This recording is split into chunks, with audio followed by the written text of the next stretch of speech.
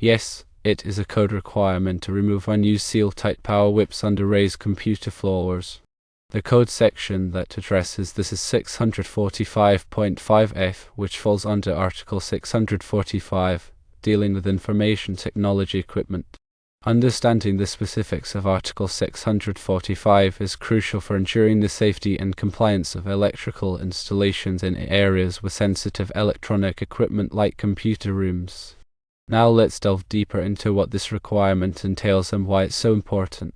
The primary reason for removing unused seal-tight power whips, also known as flexible metal conduit containing conductors, from under raised floors in information technology equipment areas is to mitigate fire hazards and prevent the accumulation of unnecessary combustible materials. Over time, abandoned wiring can deteriorate, posing a risk of short circuits or becoming fuel in the event of a fire.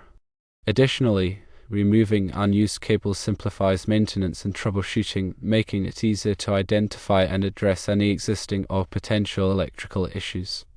Code Section 645.5F specifically addresses abandoned cables in these environments. The National Electrical Code, or NEC, aims to minimize fire hazards by requiring the removal of such cables.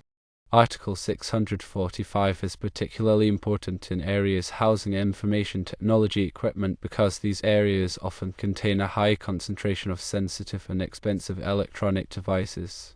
A fire in such a space can lead to significant financial losses, business interruptions, and even safety risks for personnel. Seal-Tite, or liquid-tight flexible metal conduit, is commonly used to provide a flexible and protective raceway for power and data cables. While it offers excellent protection against physical damage and moisture, abandoned seal-tight whips can still pose a hazard if left unused. The plastic jacket can degrade over time, and the conductors inside can become a potential source of ignition.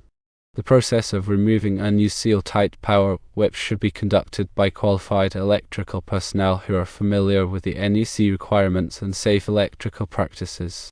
Firstly, before starting any work, ensure that the power is disconnected from the circuit supplying the abandoned whips.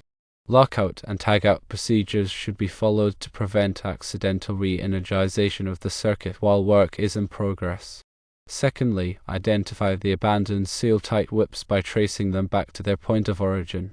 Carefully disconnect them from both the power source and the equipment they were previously connected to. Thirdly, remove the entire length of the abandoned seal-tight whip, including any associated connectors, fittings, and support hardware. Ensure that all components are properly disposed of in accordance with local regulations. Fourthly, inspect the area where the abandoned whips were located for any signs of damage, such as frayed wires, corroded connectors, or damaged insulation. Repair any damage to ensure the continued safety and integrity of the electrical system. Fifthly, document the removal of the abandoned seal-tight whips, including the date, time, and the name of the person who performed the work. This documentation can be helpful for future reference and compliance audits. Additionally, consider implementing a cable management system to prevent future accumulation of abandoned cables. This system should include clear labeling of all cables, regular inspections to identify and remove unused cables, and a documented procedure for cable installation and removal. Furthermore, it is important to understand the specific requirements of Article 645 beyond just Section 645.5F.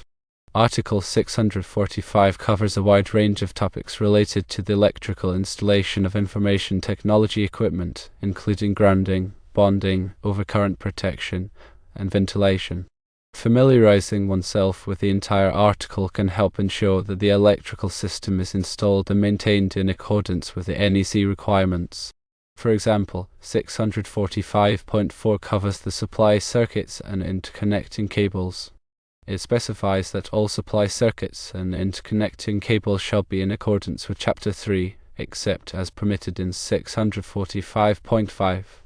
645.5 discusses the use of flexible cords and cables.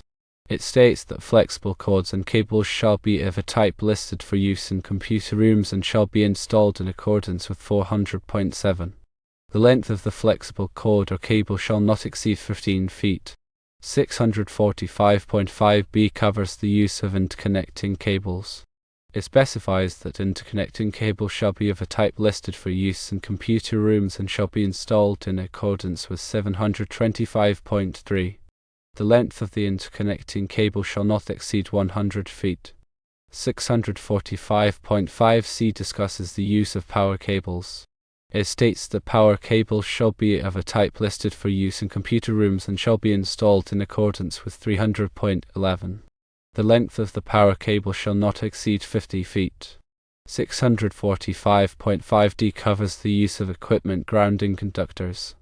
It specifies that equipment grounding conductors shall be installed in accordance with 250.118. 645.5e discusses the use of isolated grounding conductors. It states that isolated grounding conductors shall be installed in accordance with 250.146. 645.6 covers the grounding of information technology equipment. It specifies that all exposed non-current carrying metal parts of information technology equipment shall be grounded in accordance with 250.4. 645.7 discusses the bonding of information technology equipment. It states that all exposed non-current carrying metal parts of information technology equipment shall be bonded together in accordance with 250.96. 645.8 covers the overcurrent protection of information technology equipment. It specifies that all circuits supplying information technology equipment shall be protected by overcurrent devices in accordance with 240.4. 645.9 discusses the ventilation of information technology equipment. It states that information technology equipment shall be ventilated in accordance with 110.13b. Understanding these sections in Article 645 and ensuring compliance is paramount for safety and operational efficiency. Regularly inspect the installation to verify that all connections are secure and that no conductors are exposed. Also, ensure that any penetrations through fire-rated walls or floors are properly sealed to maintain the fire resistance of the assembly. In addition to the NEC, local codes and regulations may also apply to electrical installations in information technology equipment areas. It is important to consult with a local authority having jurisdiction, OJ, to ensure that all applicable requirements are met. AHJ may have specific interpretations or amendments to the NEC that must be followed. Consider the evolving nature of technology and the increasing demand for bandwidth and power in information technology equipment areas. As equipment becomes more sophisticated and power-hungry, the electrical infrastructure must be able to support these demands safely and reliably. Regular upgrades and maintenance of the electrical system are essential to prevent overloads, voltage drops, and other electrical problems. By understanding and adhering to the NEC requirements, particularly Article 645 and Section 645.5f, and by implementing best practices for cable management and electrical safety, you can help ensure the safe and reliable operation of information technology equipment in any environment. Furthermore, consider the impact of environmental factors on the electrical system. Temperature, humidity, and dust can all affect the performance and longevity of electrical components. Implement measures to control these factors, such as installing adequate ventilation, using air filters, and maintaining a clean environment. Also, be aware of the potential for electromagnetic interference, or EMI, in information technology equipment areas. EMI can disrupt the operation of sensitive electronic devices and can even damage equipment.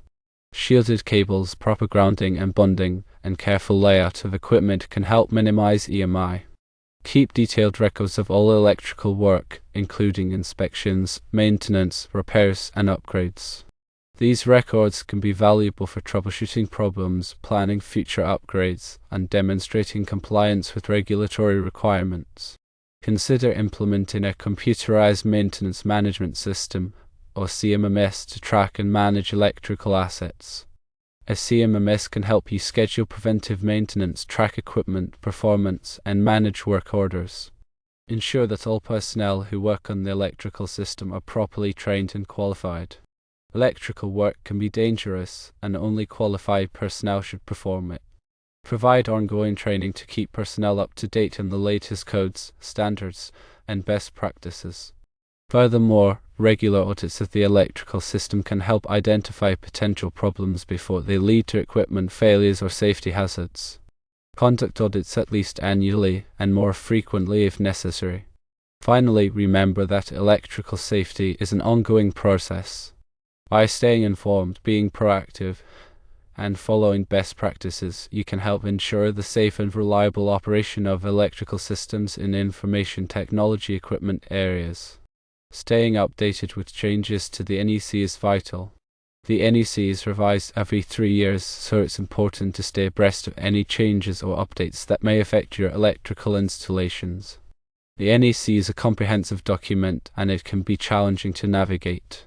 Consider taking a training course or consulting with a qualified electrical engineer to gain a better understanding of the code. In addition to the NEC, other industry standards and best practices may also apply to electrical installations in information technology equipment areas. For example, the Telecommunications Industry Association, or TIA, has developed standards for cabling and grounding in data centers.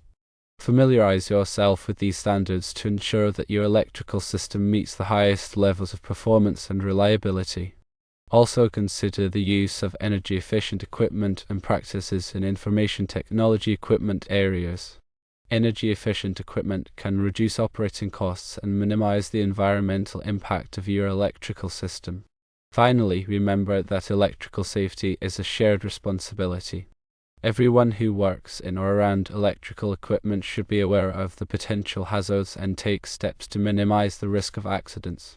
By promoting a culture of safety, you can help create a safer and more productive work environment. In conclusion, removing unused seal-tight power whips under raised computer floors is a crucial code requirement outlined in NEC Section 645.5F under Article 645. Adhering to this requirement and related electrical safety practices ensures the safe and reliable operation of information technology equipment.